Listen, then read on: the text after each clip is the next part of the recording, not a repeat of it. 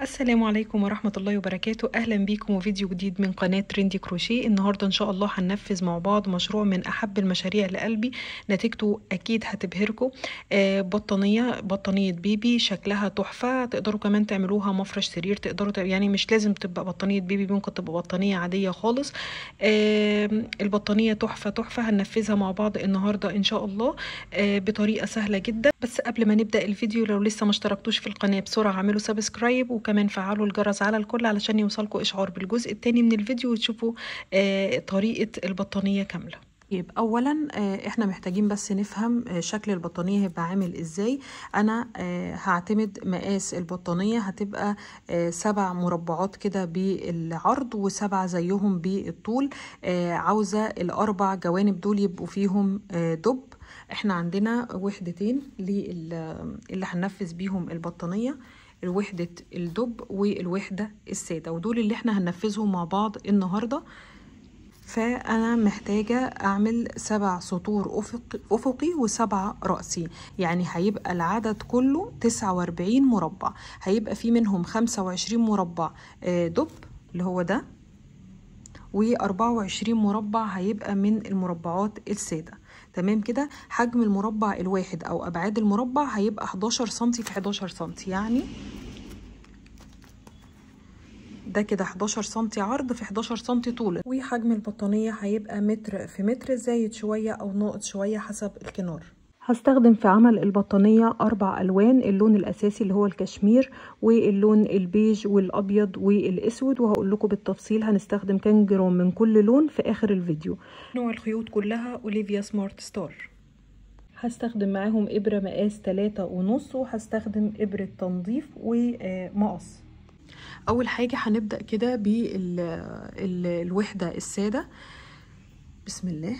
هنبدأ نعمل كده الدايرة السحرية. الدايرة السحرية بصوا الطرف ده جاي من البقرة، والطرف القصير اهو في ايدي.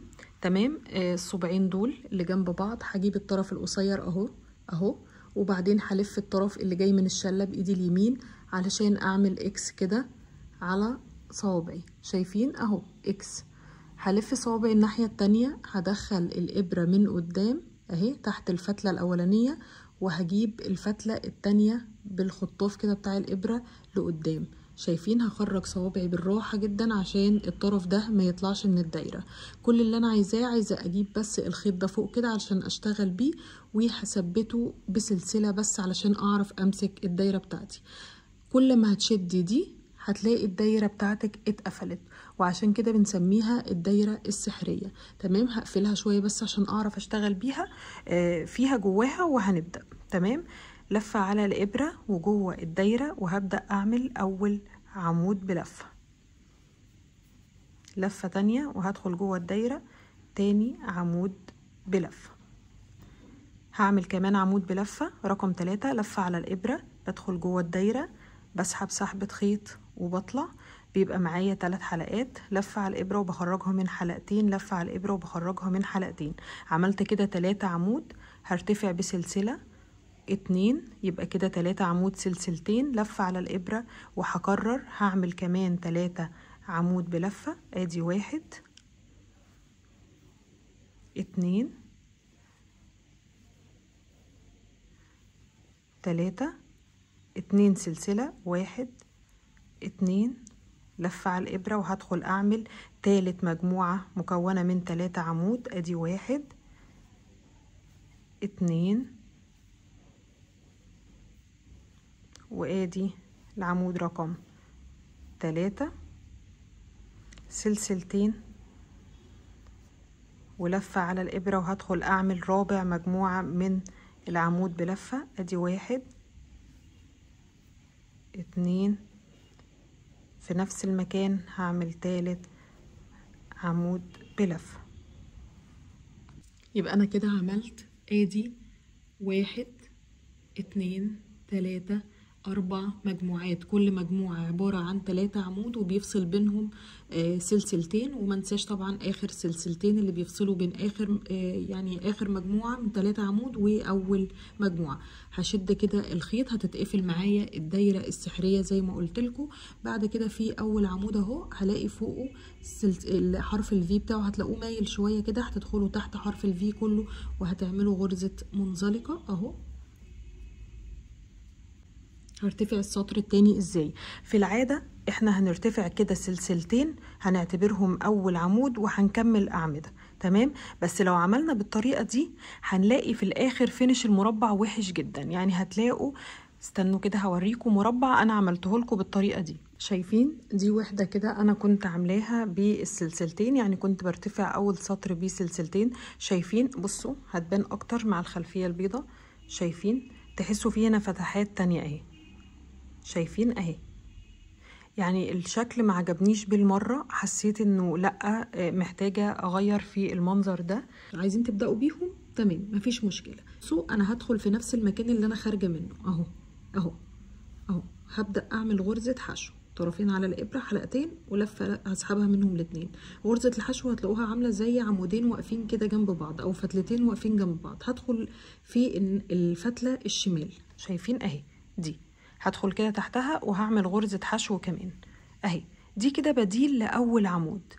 في الآخر هتلاقوا تقفيله كويس جدا ومش باين أصلا بداية السطر. بعد كده يبقى أنا كده عملت أول عمود فوق أول عمود، دول 3 أعمدة. هعمل فوق كل عمود عمود، هدخل كده تحت حرف الفي كله، لفة على الإبرة وهعمل فوقه عمود. يبقى كل عمود هعمل فوقه عمود أهو. تالت عمود هعمل فوقه عمود. بعد كده لقيت نفسي فين؟ في الفراغ السلسلتين، هعمل فيه عمود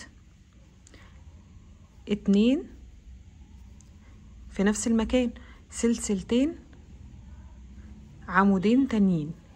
يبقى انا في الفراغ عملت عمودين، سلسلتين، عمودين. وده المكون للزاوية، زاوية المربع. خلاص. بعد كده عندي 3 أعمدة، هعمل فوق كل عمود عمود اهو. منساش الاول عمود جنب الزاوية على طول. ادي عمود 2 و3. بعد كده في الزاوية هعمل زاوية في الفراغ، يعني هعمل زاوية مكونة من 2 عمود، سلسلتين، و2 عمود في نفس المكان اهو. دي تاني زاوية. بعد كده هيقابلني ال3 عمود، هعمل فوق كل عمود عمود،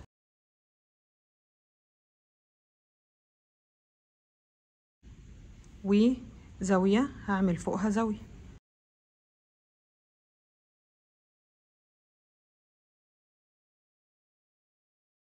تلاتة عمود، فوق كل عمود هعمل عمود،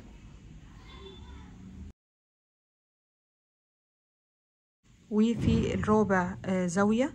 المربع ليه 4 زوايا، هنعمل زاوية مكونة من 2 عمود، سلسلتين، و2 عمود في نفس المكان. خلاص السطر خلص. هدخل فوق، شايفين اول عمود بقى اللي هو كان عبارة عن غرزتين حشو فوق بعضهم، هتلاقوه عامل فوقهم عادي جدا زي حرف في كده او سلسلة. هدخل تحتها وهعمل غرزة منزلقة. انا كده قفلت السطر. هرتفع السطر الجديد ازاي؟ بنفس الطريقة، هدخل في نفس المكان اللي انا خارجة منه اهو وهعمل غرزة حشو. هدخل تحت الفتلة اللي ناحية الشمال وهعمل تاني غرزة حشو، وده كده اول عمود عندي في السطر. وهفضل ماشية فوق كل عمود هعمل عمود، وفي الزاوية هعمل زاوية السطرين اللي جايين دول كمان، علشان يبقى المجموع كده 4 سطور. والسطر الأخير اللي هو السطر الخامس هرجع لكم علشان نشوف هنبدأ بس السطر ازاي، لأنه هيختلف شوية صغيرة جدا. عملت سطرين بنفس الطريقة، ودلوقتي في السطر الأخير. طيب آخر سطر بقى هو الوحيد اللي هنبدأه ب2 سلسلة بس. ليه؟ علشان يبقى سهل واحنا بنقفل في الآخر، وهوريكم ازاي التقفيل. همشي بقى اهو. انا سلسلتين ارتفاع هعتبرهم اول عمود عندي اهو. بعد كده هروح للعمود اللي بعده وهعمل فيه عمود، يبقى سلسلتين الارتفاع انا بعتبرهم عمود عادي. هفضل ماشيه فوق كل عمود عمود، وفي الزاويه هعمل زاويه وهرجع لكم هنا. جهتلكوا كده في نهاية السطر. انا قررت بس ما عملتش اي حاجة طبعا علشان تتأكدي ان انت شغلك سليم. لازم بقى في السطر ده تعدي الاعمدة بتاعتك على الاقل في ضلعين، انما هم لازم يبقوا عدد الاعمدة هنا يبقوا هم هنا يبقوا هم هنا يبقوا هم هنا، لان ده مربع. لو جيتي عديتي كده من الزاوية دي للزاوية دي هتلاقيهم 19 عمود. بصوا 1 2 3 4 5 6 7 8 9 10 11 12 13 14 15 16 17 18 19 من الزاوية للزاوية. يبقى هنا من الزاوية للزاوية لازم يبقوا 19. اقل غرزة ازيد غرزة يبقى شغلك فيه حاجة مش مظبوطة. تمام. انا كده وصلت لاخر غرزة اهي قبل السطر. انا دلوقتي هقفل. هاجي بصوا انا ما قفلتش بقى خلاص بغرزه منزلقه. ليه؟ لان ده الجزئيه اللي انا هشبك منها، يعني اخر سطر ده هو السطر اللي بنبدا نشبك بيه المربعات في بعض. فلما بنقفله بمنزلقه كده بتبقى عقده كده ما بنعرفش هي سلسله فين، بنتوه. فاحنا عشان كده هنقفلها بالطريقه دي. بصوا اهو هتسيبوا ازيد من الضلع كده بحاجه بسيطه اهو، بس كده. تمام اهو. وهتشدوا الخيط هتطلعوه من الحلقه اهو خالص. شدينا بالابره اهو الخيط طلع. تمام كده بابره التنظيف. ولو مش متاح ابره تنظيف عادي جدا بابره كروشيه مفيش مشكله خالص. شايفين دي سلاسل الارتفاع اللي اعتبرناها اول عمود اهم، ملناش دعوه بيهم. شايفين العمود ده هو ده العمود التاني. هدخل كده تحت الغرزه اهو من فوق تحت حرف الفي، هدخل من قدام لورا. تمام. وهجيب الخيط بتاعي كده هدخله فيها اهو. وبعدين هجيب كده ايدي لقدام اهي. انا جبت الخيط قدام اهو وهدخل. شايفين الغرزه الاخيره اهي اللي هي دي؟ هدخل في نصها اهو، في نصها. شايفين حرف الفي اهو اللي طالع منه الخيط؟ هدخل هنا كده في نصها لورا، من قدام لورا. بصوا كده اتكون فوق سلسلتين الارتفاع حرف في كأنه عمود بالظبط. فما قفلناش بايه؟ بمنزلقة كده. تقفيلك شكله حلو قوي وفي نفس الوقت هيبقى سهل في الايه، في التشبيك للوحدات. هدخلها كده بقى تحت الغرز عشان انضف الخيط كده واجمده اهو.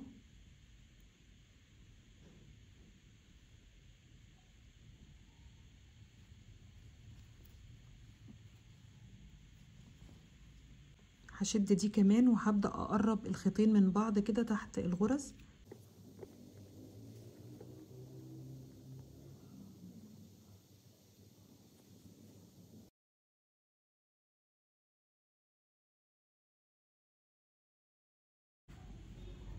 افردوا القطعة كده قبل ما تعقدوا، واول عقدة ما تشدوهاش قوي علشان ما تشدوش شغلكم وتلموه على بعضه.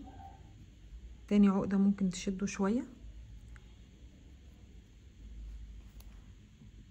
وبس كده.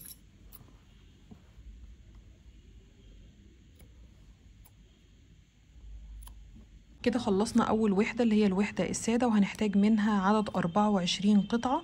لو هتعملي نفس المقاس اللي انا عاملاه زي ما شرحت لكم اول الفيديو. انما لو هتغيري في المقاس تابعوني لنهايه الفيديو هقول لكم بالظبط ازاي تصغروا البطانيه وازاي تكبروها. دلوقتي هننفذ مع بعض الوحده دي. اول حاجه هنشتغلها هو وش الدبدوب ده، هنشتغله باللون البيج. هنعمل دايرة سحرية بنفس الطريقة اللي شرحناها أول الفيديو. طرف قصير حرف إكس، وهدخل بالإبرة من قدام وهجيب الطرف اللي ورا أهو. هشد صوابعي كده بالراحة جدا وهجيب الطرف اللي هشتغل بيه فوق أهو. هلف كده هعمل كده غرزة سلسلة بس للتثبيت، وهقفل الدايرة شوية صغيرين بس عشان أعرف أتحكم فيها كويس. هرتفع كمان سلسلة، ودول سلسلتين ارتفاع مش هعتبرهم عمود ولا أي حاجة. هدخل جوه الدايرة وهعمل عمود 2 3 4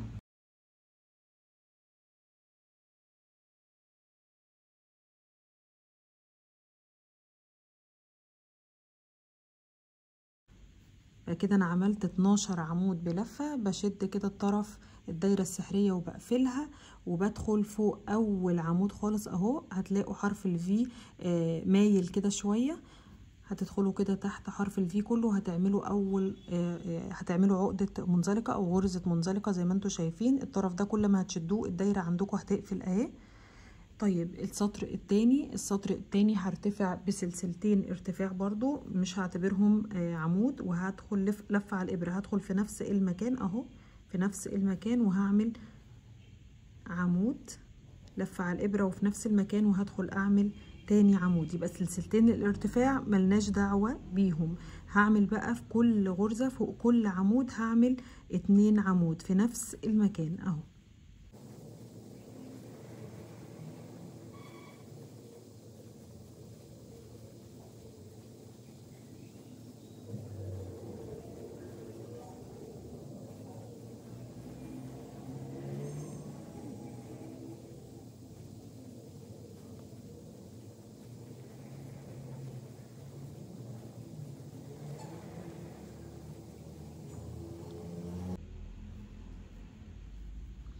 كده لو عديتوا غرز السطر ده، انا عملت في كل عمود عملت عمودين، يبقى كده المجموع 24 غرزة. هقفل فيه، انا ماليش دعوه بسلاسل الارتفاع، هقفل اهو. في اول حرف في عندي فوق ظاهر بتاع اول عمود، هدخل كده تحته وهعمل غرزة منزلقة، وانا كده قفلت السطر التاني. السطر التالت هرتفع سلسلتين، مش هعتبرهم حاجة، دول ارتفاع، لفة على الابرة وفي نفس المكان، وهكرر السطر اللي فات بالظبط. هعمل فوق كل عمود هعمل عمودين اهو، 1 2 في نفس المكان. همشي كده وهيبقى المجموع دلوقتي 12 24 هيبقى 48 غرزة. هفضل ماشية كده وهرجع لكم هنا.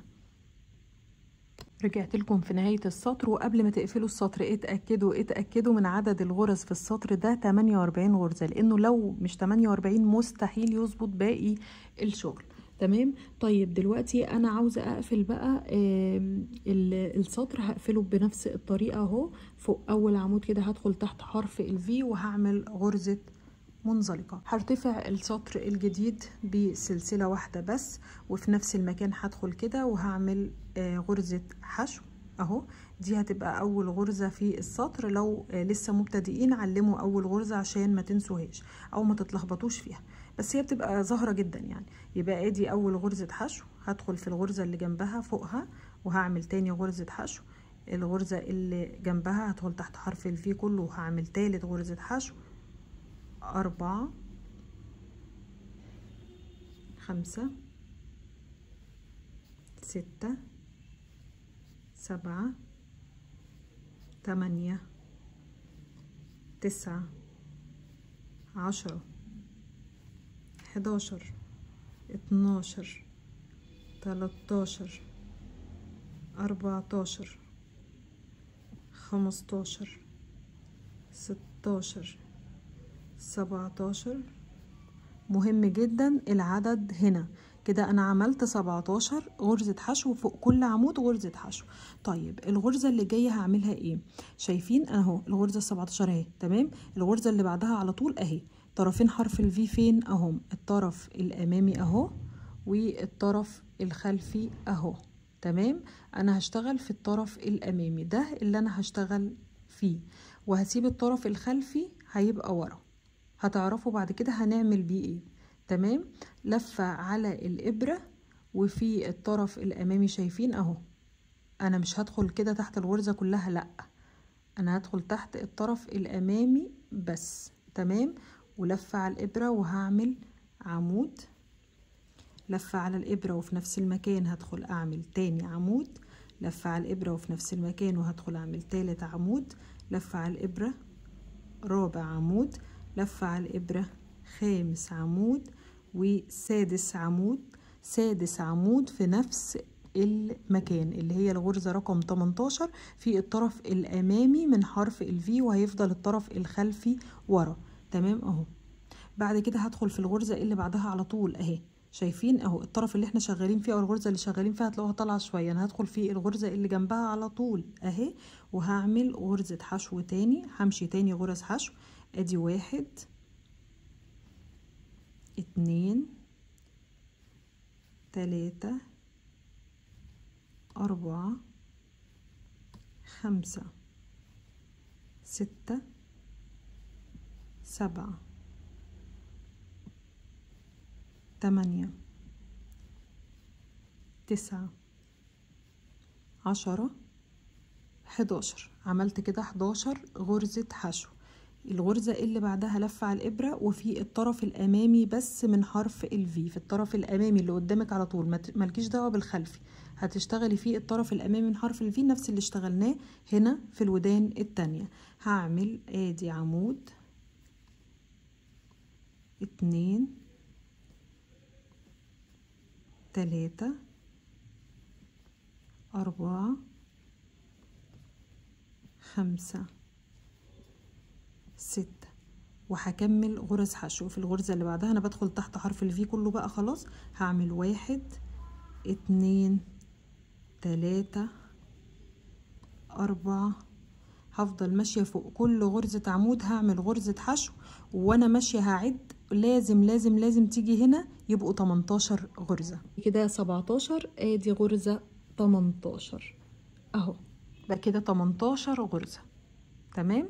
طيب انا دلوقتي عاوزة اقفل خلاص الجزئية دي بنفس الطريقة اللي قفلنا بيها المربع علشان الفينش يكون كويس. هعمل ايه اهو، هقطع الخيط وهسيب جزء بس كده علشان انضف بيه الخيوط اهو، وهخرجه من على الابرة بابرة تنظيف. وريتكم الطريقة او بابرة كروشيه تكون مقاسها صغير شوية. شايفين ادي اول غرزة خالص اهي، اول غرزة حشو ملناش دعوة بيها. الغرزة اللي جنبها على طول شايفينها هي ديت اللي انا هدخل فيها. هدخل من ورا لقدام، هطلع الابرة قدامي اهو، وهجيب الخيط كده ارجعه ورا. انا وريتكم بابرة التنظيف، لو انتم مش حابين بالكروشيه رجعوا الفيديو شوية هتلاقوا بابرة التنظيف عملناها ازاي، بس انا بوريكم الطريقتين. وهجيب الخيط قدام تمام اهو، وهدخل كده في النص وهرجع الخيط من قدام لورا اهو علشان اقفل ويبقى شكل السلسلة اللي انتوا شايفينها دي او شكل حرف الفي. هتجيبوا بقى ماركر او اي علامة عندكم اهي، دي الغرزة اللي احنا عاملينها شايفينها اهي، وهتعلموها كده بس قبل ما تنضفوا الخيوط علشان دي اللي هتبدأوا عندها السطر اللي بعد كده. طبعا بنفس الطريقة بننضف الخيوط دي من ورا، بقرب الطرفين من بعض تحت الغرز وبعقدهم عقدتين وبقطع الخيط. كده هنجيب الخيط بقى اللي هنشتغل بيه البطانية اللون الأساسي، وهنبدأ نعمل كده عقدة بداية اهو زي ما انتوا شايفين.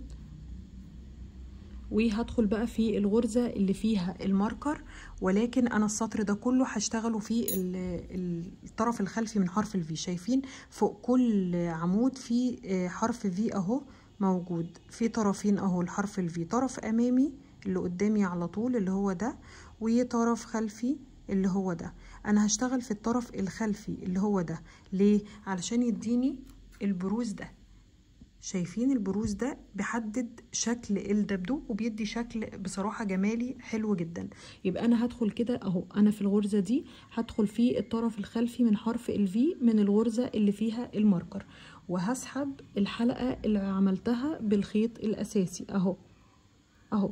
هرتفع سلسلة ارتفاع لفة على الابرة وفي نفس المكان، وهعمل اول عمود اهو، لفة على الإبرة وهروح للغرزة اللي بعدها وهعمل تاني عمود، لفة على الإبرة والغرزة اللي بعدها في الطرف الخلفي من حرف الفي وهعمل تالت عمود. تمام. دلوقتي يبقى أنا كده عملت 3 عمود بلفة. الخطوة اللي جاية او الغرزة اللي جاية عمود برضو بلفة واحدة برضو، ولكن عمود مطول. يعني ايه عمود مطول؟ يعني عمود عادي جدا ولكن بنعمله بطريقة تخليه اطول شوية من العمود العادي علشان نحول الدايرة للمربع، فلازم نغير في الاطوال. تمام. لفة على الابرة وهروح للغرزة اللي بعدها في الطرف الخلفي من حرف الفي واسحب سحبة معايا 3 حلقات لفة وبطلعها من حلقة واحدة اهي، لفة من حلقتين لفة من حلقتين، عشان كده بيبقى اطول شوية من العمود العادي، عمود مطول. لفة على الابرة واروح للغرزة اللي بعدها هعمل تاني عمود مطول، لفة اسحبها من حلقة في حلقتين في حلقتين، يبقى انا كده 3 عمود 2 عمود مطول، وبعد كده لفتين على الابرة بقى عشان انا هعمل عمود بلفتين، فبلف لفتين على الابرة وبدخل في الغرزة اللي بعدها في الطرف الخلفي من حرف الفي، وبيبقى معايا كده 4 حلقات على الابرة. لفة بسحبها من حلقتين في حلقتين في حلقتين، ده كده عمود بلفتين. ودي هيبقى مكان الزاوية، هتبقى عبارة عن عمودين بلفتين اهو، عمود 2 في نفس المكان بلفتين، لفة من حلقتين من حلقتين من حلقتين، عمودين بلفتين في نفس المكان، و2 سلسلة، وكمان عمودين بلفتين في نفس المكان. فرق الزاوية دي عن اي زاوية مربع ان الاعمدة احنا كنا هناك في الزاوية بنشتغل عمودين سلسلتين، عمودين عاديين بلفة واحدة، هنا بنشتغلها عمودين بلفتين، سلسلتين عمودين بلفتين. ليه؟ علشان من هنا الدايرة داخلة جوه شوية، احنا عايزين نعمل زاوية للمربع فعايزين نطول هنا. خلاص، قبل الزاوية زي بعدها. يعني ايه؟ قبلها كان في عمودين مطولين، يبقى بعدها هيبقى في عمودين مطولين. لفة على الإبرة وبدخل تحت حرف الفي اللي بعده، سحبة، لفة وبسحبها من حلقة في حلقتين في حلقتين. أول عمود مطول، تاني عمود مطول، وبعد كده هعمل عمود عادي، 1 اللي بعده 2 3 4 5 6 7. عملنا كام عمود بلفة؟ عمود عادي 7 أعمدة، 7 أعمدة، دول هيبقوا ثابتين. لفة على الإبرة وهعمل 2 عمود مطول، الغرزتين اللي عليهم الدور عمود مطول. ادي لفة وبدخل اول عمود مطول، لفة على الإبرة واروح اعمل تاني عمود مطول. لو ماشية صح وعدد الغرز مظبوطة مستحيل تلاقي غرزة تانية بعد دول. بصي انا كده في اخر غرزة في غرز الحشو في السطر، بعد كده الغرزة اللي بعدها على طول الأعمدة بتاعة الودان اهي، او اذن الدبدوب، شايفينها؟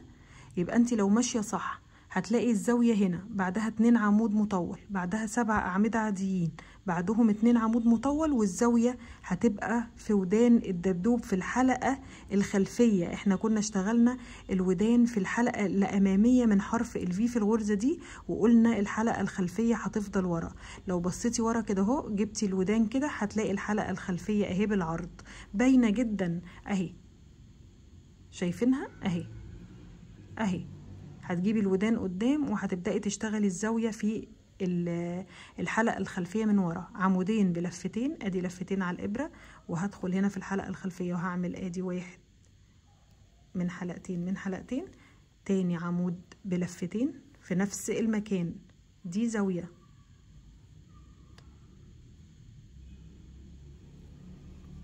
اتنين سلسلة، عمودين بلفتين في نفس المكان.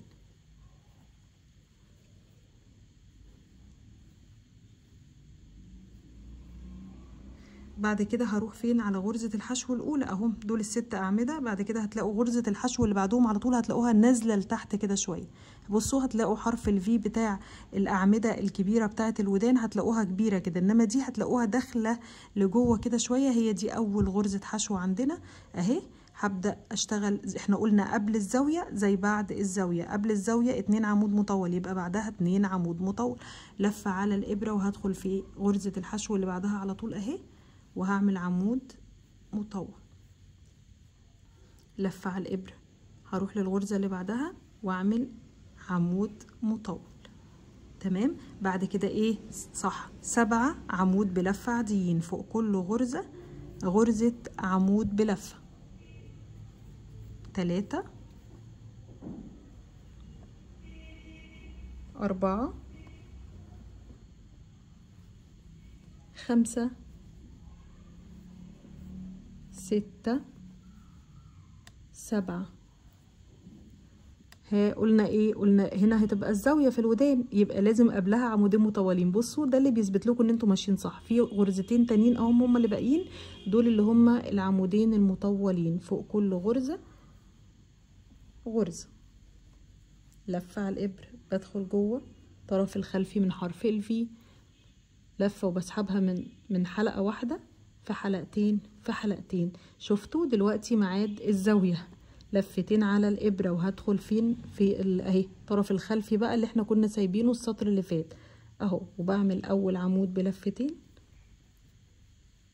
تاني عمود بلفتين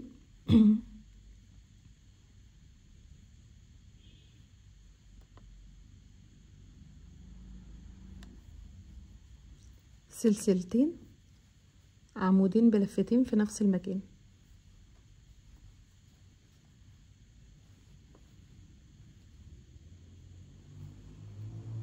بعد كده الغرزة اللي بعدها، ايوه هي الصغيرة دي، هنعمل فيها عمود مطول. اللي بعدها عمود مطول، وبعدين 7 عمود بلفة عادي. 1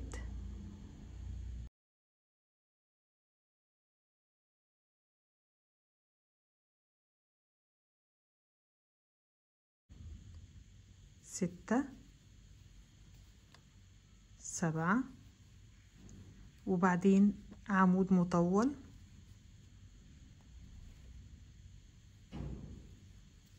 تاني عمود مطول، وبعدين زاوية، لفتين على الإبرة وبدخل كده وبعمل عمود بلفتين، تاني عمود بلفتين، 2 سلسلة، عمودين بلفتين في نفس المكان.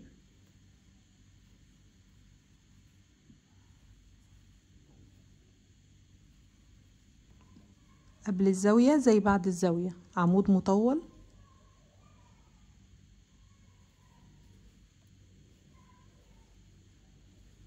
تاني عمود مطول. لو ماشية صح انت بدأتي ب3 عمود فاكرين، واحنا بنعمل 7 أعمدة بين كل عمودين مطولين وبين كل زاوية بيبقى في 7 عمود بلفة واحدة. انت بدأتي ب3، لازم لو ماشية صح يبقى هنا العدد 4. ادي 1 2 3 4، يبقى انت كده صح، لان كده هيبقى في بين الزاويتين دول ايه؟ 7 عمود، ال3 اللي بدأنا بيهم وال4 اللي هننهي بيهم دلوقتي. 1 2 3، خلاص دي ما عادش ليها لازمة، و4. هقفل بغرزة منزلقة في اول عمود عملته خالص اهو، تحت طرفين حرف الفي كده هدخل وهعمل غرزة منزلقة. يبقى انا كده خلصت السطر. السطر الاخير بقى مفيش اسهل منه، سطر عادي جدا، فوق كل عمود عمود، وفوق الزاوية هنعمل زاوية عادية. خلاص احنا حولنا الدايرة لمربع، فخلاص احنا مش هنعمل بقى لا اعمدة مطولة ولا اعمدة بلفتين، كله هيبقى عمود بلفة. ارتفع السطر الجديد زي ما ارتفعنا في الوحدة اللي قبل كده. انا ما بحبش ارتفع بالسلسلتين ارتفاع الحقيقة، لو انتوا عاوزين ترتفعوا بيهم مفيش مشكلة. انا هدخل جوه المكان اللي انا خارجة منه وهعمل غرزة حشو، هدخل في العمود منها او الفتلة الرأسية اللي على الشمال، وهعمل تاني غرزة حشو، يبقى ده كده العمود الاول. تمام. بعد كده هروح للعمود اللي بعده، هشتغل عادي تحت طرفين حرف الفي كلهم، وهبدأ اعمل فوق كل عمود عمود اهو.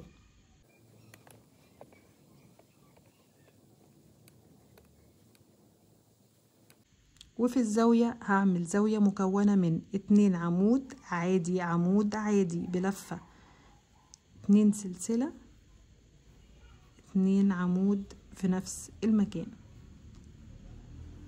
العمود اللي بعده عمود، اللي بعده عمود، وهفضل بقى، استنوا ما اكمل الغرزة دي، وهفضل شغالة السطر كله فوق كل عمود عمود، وفي الزاوية هعمل زاوية مكونة من 2 عمود سلسلتين 2 عمود، وهرجع لكم هنا علشان نقفل مع بعض الوحدة ونشوف هنكملها ازاي.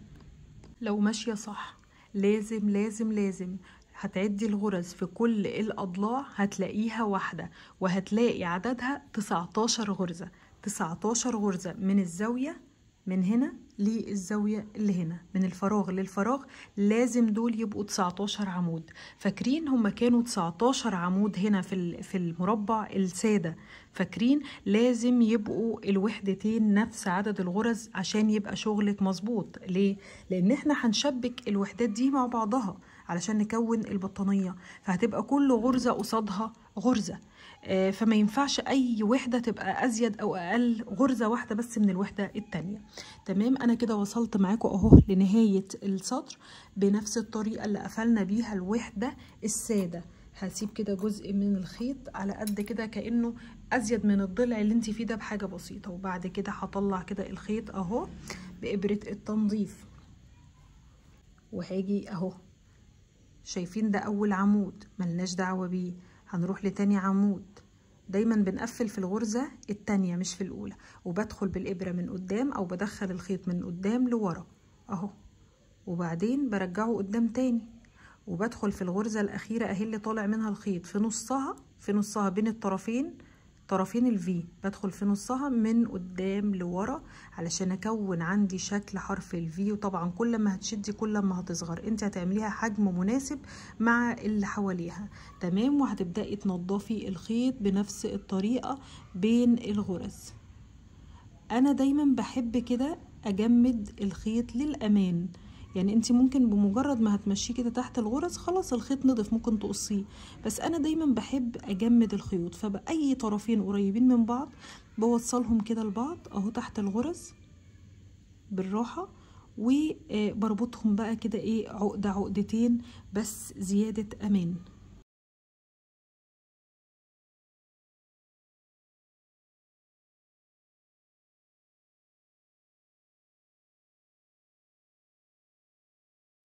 ودلوقتي هنبدأ بقى نعمل الجزئية البيضة دي.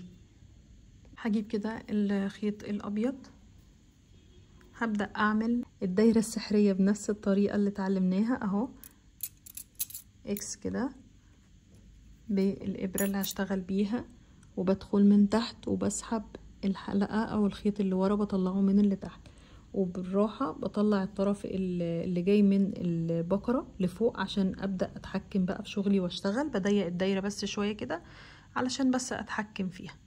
برتفع ادي سلسلة لفة على الإبرة وبدخل في نفس المكان، وببدأ أعمل أول عمود 2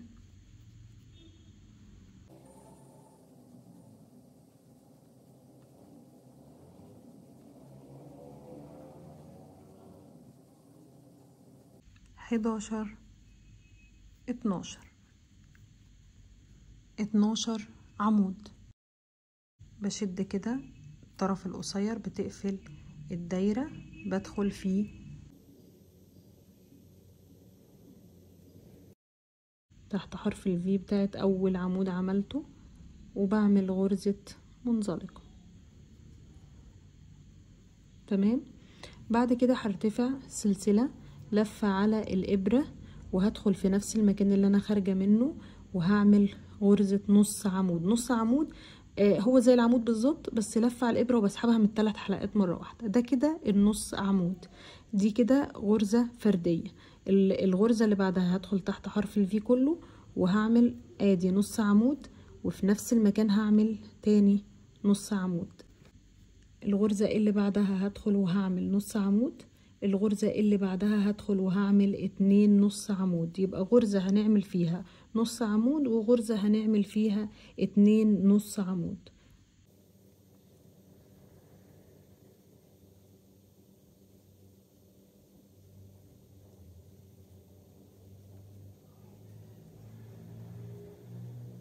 اخر غرزة هتلاقوا عليها الدور 2 نص عمود في نفس المكان. تمام، خلاص انا خلصت القطعة دي. كمان القطعة دي بقى هنسيب جزء كده حلو من الخيط، يعني اهو شايفين قد ايه اهو، هنسيب جزء كده حلو من الخيط علشان ده الخيط اللي هنثبت بيه القطعة دي في الدبدوب. هطلع كده الخيط وبنفس الطريقة اللي اتعلمناها هنقفل السطر. هسيب اول غرزة، هدخل في تاني غرزة على طول من قدام لورا، وبعدين من قدام برضو لورا اهو في نص الغرزة التانية اهو. هتلاقوها قوست شوية كده، تمام مفيش مشكلة. هو كده كده انت عايزة البق اللي هو ده يبقى بارز شوية عن الدبدوب. تمام اهي دي القطعة بتاعتنا، انا كده خلصتها اهي. هبدأ بس انضف الخيط اللي في النص ده، هقفل الدايرة بتاعتي كويس كده قبل ما ابدأ اطرز المناخير عشان تبقى مقفولة وتستحمل التطريز عليها. هدخل كده اهو تحت الغرز كده اهو بشكل عشوائي، هقفل الدايرة بتاعتي من على ظهر الشغل طبعا.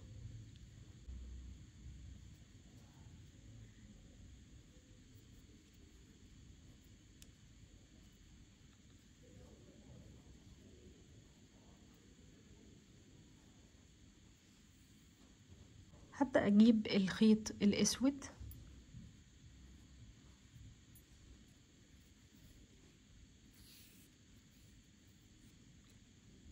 اهو،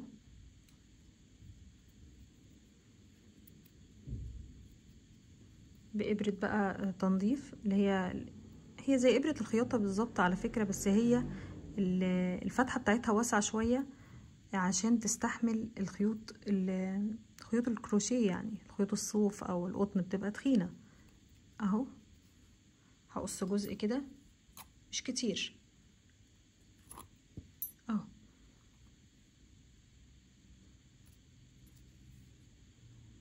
تمام، هبدأ اجي من هنا، شايفين الخيط ده فين اهو،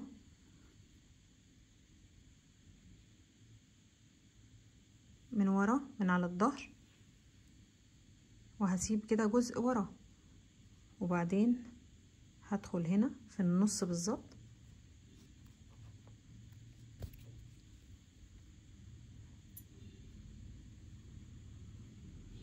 اللي هي الجزئية دي. تمام، بعد كده بصوا في هنا اللي هو المثلث ده اهو، بنعمل كده يبقى هو مكانه هنا. تمام، بندخل من ورا من هنا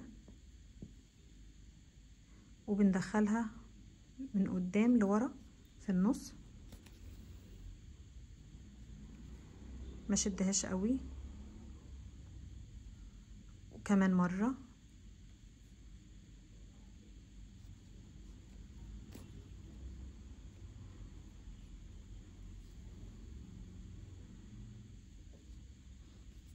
الناحية التانية زيها، انا بعمل مثلث في مكانه هنا،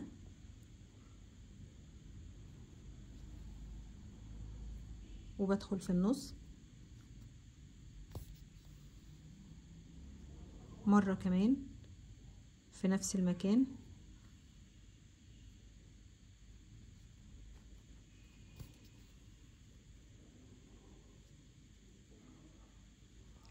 بعد كده في نصهم بالظبط هنا بحاول ادخل في النص بالظبط كده اهو،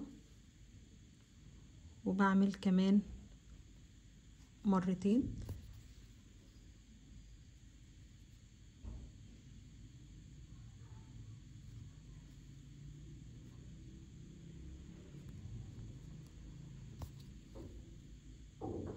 شايفين؟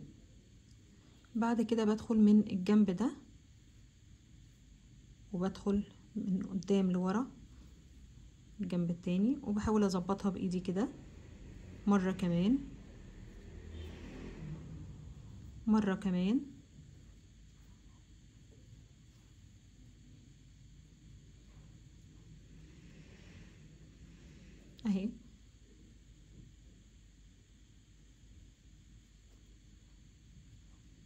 انا هعمل مرة كمان عشان تبقى نفس الحجم اللي انا عاملاه الناحية التانية، يعني عملت 4 لفات اهي.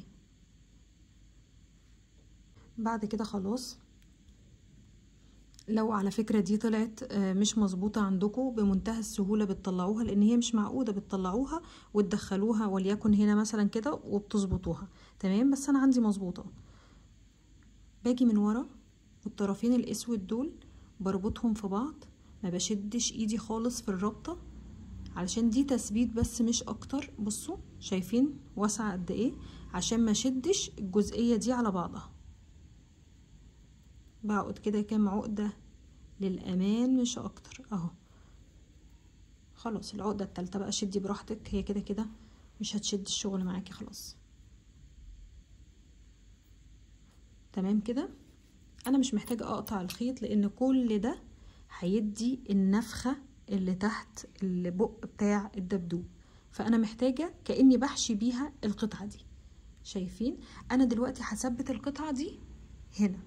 هثبتها فين بقى؟ شايفين الجزئية دي، الدايرة الاولانية دي هحطها فوقها كده، هتبقى بدايتها على بداية الاعمدة بتاعة السطر اللي بعدها. شايفين؟ اهي اهي.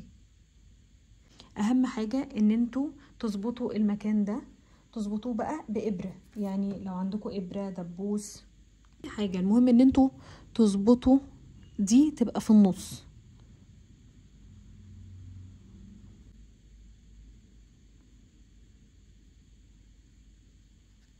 اهو.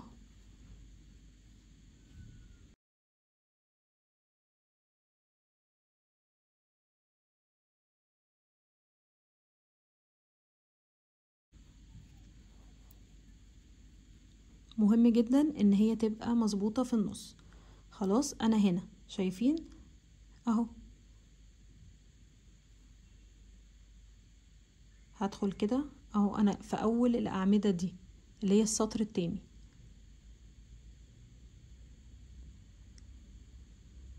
بصوا علشان يبقى شغلكم نظيف، انتوا دخلتوا اهو بالابره، شايفين الابره باينه من الناحيه التانية؟ لا، انا دايما بدخل تحت الجزئيه من الاعمده او الفتلات بتاعه الاعمده اللي قدامي، ما تطلعش ابدا لورا، يعني ما تطلعيش الابره لورا عشان شغلك يبقى نظيف. عشان حتى لو ما عملتيش بطانه للبطانيه فانتي ما تبقيش محتاجه تعملي بطانه، يعني مش تبقيش مضطره انك تعملي بطانه. شايفين اهو انا بخيط اهو، طلعتها من هنا هروح للغرزة اللي بعدها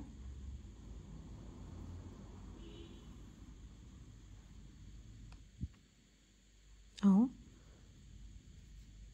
هروح للغرزة اللي بعدها وبعدين تحت البيج وبعدين الابيض.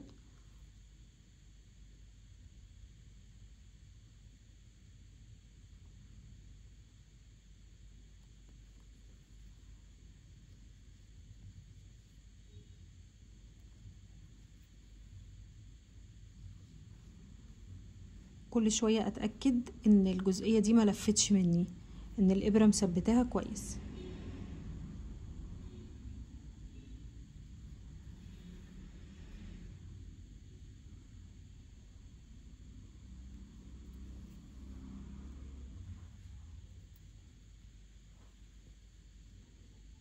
شوفوا انا وصلت فين.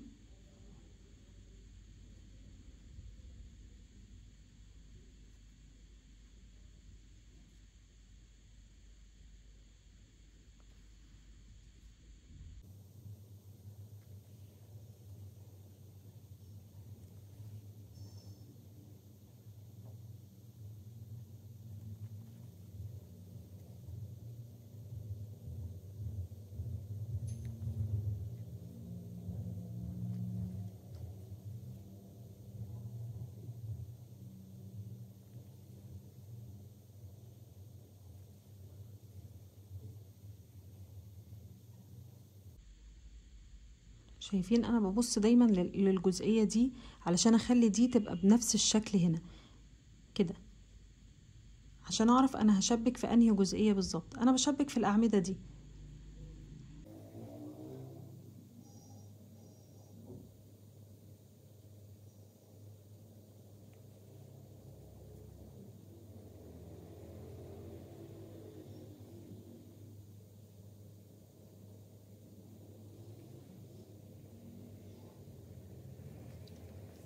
شايفين انا كده رجعت لنفس المكان اللي كنت فيه.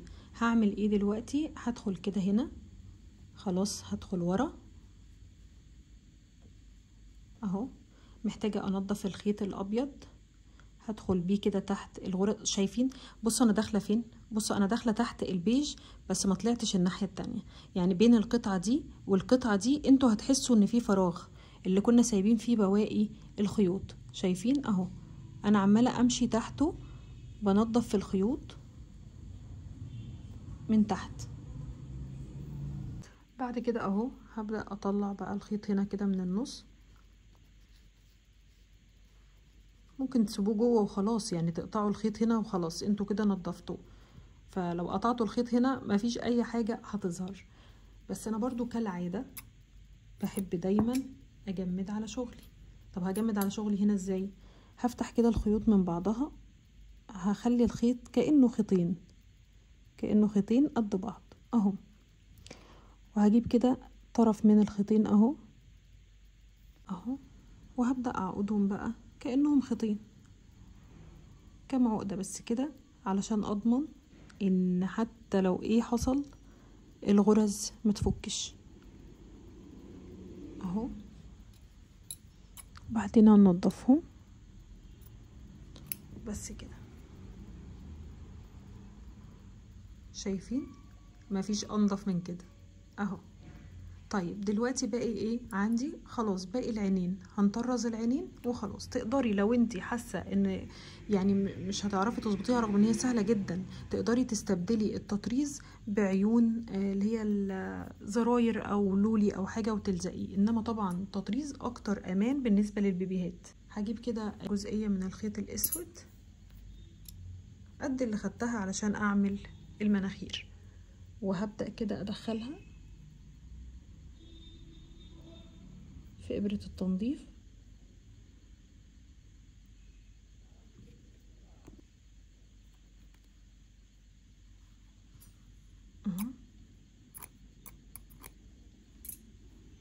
اهي.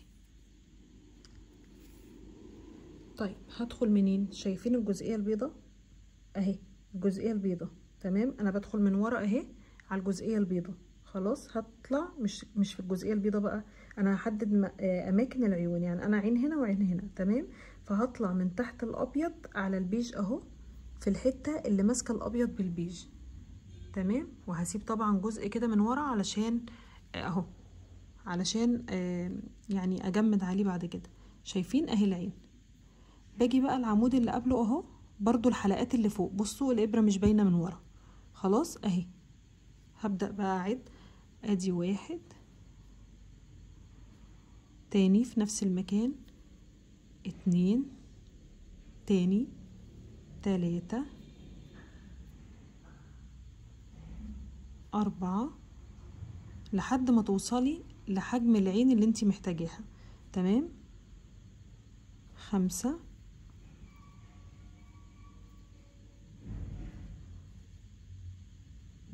اهي. بعد كده عايزة اتنقل للعين التانية، باجي من هنا شايفين اهو اهو، بدخل بين الابيض وبين البيج، بين الابيض وبين البيج في الفراغ اللي جوه اللي محشي ده اهو، بمشي الابره من عنده وبطلع عند الجزئيه اللي انا عايزه اعمل فيها الايه، العين التانية اهي. بنفس الطريقه هاخد كده عمودين او عمود، انا بس هطلع هنا عشان العين تبقى مظبوطه اكتر اهي.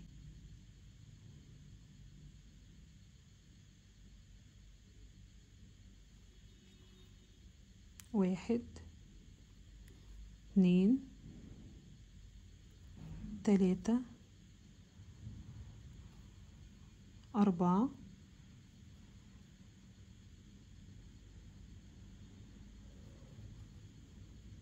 خمسة.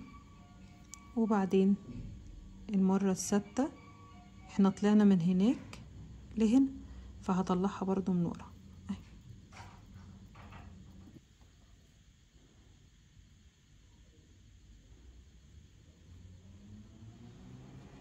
هطلع الخيط التاني ده برضو هقربه منه، هطلعه من النص.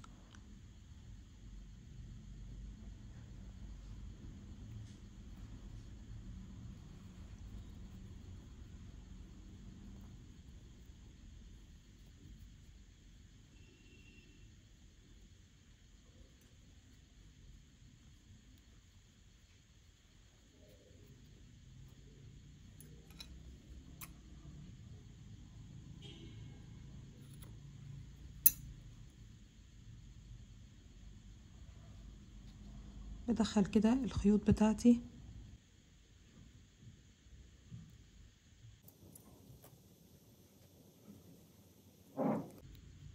هو انا طبعا عشان ربطتهم مش هيدخلوا قوي، انما لو ما كنتش ربطتهم كانوا دخلوا تحت الغرز وخلاص. بس انا بحب ان انا اجمد، خاصة ان انا هعمل بطانة.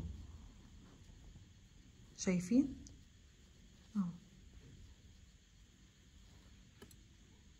هعمل من الوحدة دي 25 وحدة لو هتعملوها نفس المقاس متر في متر. وكده خلصنا الوحدتين اللي عملناهم النهاردة، او الوحدتين المكونين للبطانية. طبعا الوحدة دي تقدروا تستخدموها في حاجات كتير غير البطانية، سواء شنطة للأطفال او بلوفر، يعني تقدروا تستخدموها استخدامات كتير جدا. وحدة جميلة جدا وسهلة وبسيطة. اتمنى يكون شرحي يعني واضح وسهل ويكون وصل لكم بمنتهى البساطة.